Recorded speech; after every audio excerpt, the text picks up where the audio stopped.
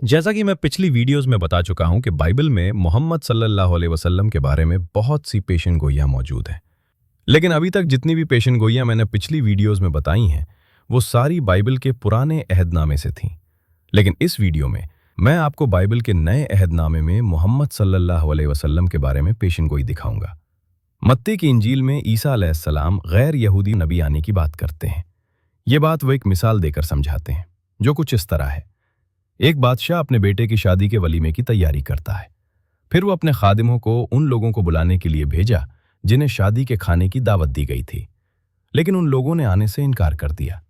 तब बादशाह ने मजीद चंद खादिमों को बुलाकर कहा कि उन लोगों को तो मैंने पहले ही बुलाया था, उनसे कहो खाने की हर चीज तैयार है, मैंने बैल और गाय जुबह करवाई है, उनसे ये कहो कि शादी की दावत के लिए वो आए।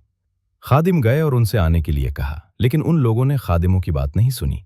एक अपने खेत में काम करने के लिए चला गया और दूसरा अपनी तिजारत के लिए चला गया, और कुछ लोगों ने इन खादिमों को पकड़ा, मारा पीटा और हलाक कर दिया।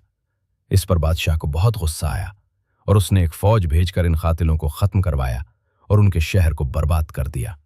फिर बादशाह ने अपने खादिमों से कहा कि खाना तैयार है, मैंने जिन लोगों को वलीमे की दावत दी थी वो दावत के इतने ज्यादा अहल नहीं हैं।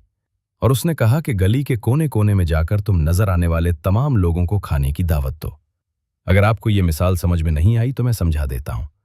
इस मिसाल में बादशाह से मुराद खुदा है, बादशाह के बेटे से मुराद उसकी मखलूक है, शादी की दावत से मुराद जन्नत है, बादशाह के खादिमों से मुराद नबी हैं, और वो लोग जो सबसे पहले बुलाए गए मगर नबियों का इनकार और कत्ल करते रहे वो बनी इसराइल हैं, और उनके शहर से मुराद यरूशलम है।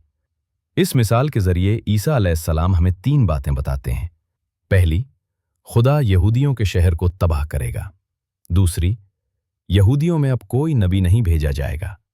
और तीसरी, गैर यहूदियों में कोई नबी भेजा जाएगा। अब सबसे दिलचस्प बात यह है कि ईसा अलैहिस्सलाम के आसमान पर उठाए जाने के चंद साल बाद, यानी 70 ईस्वी में, रोम के फौजी जिनकी क़यादत टाइटस ने की, यरूशलम पर चढ़ाई की, यहूदियों के हैकल को तबाह किया और यरूशलम को मिस्मार कर दिया, जिससे उसकी बड़ी आबादी हलाक, गुलाम या बेदखल हो गई।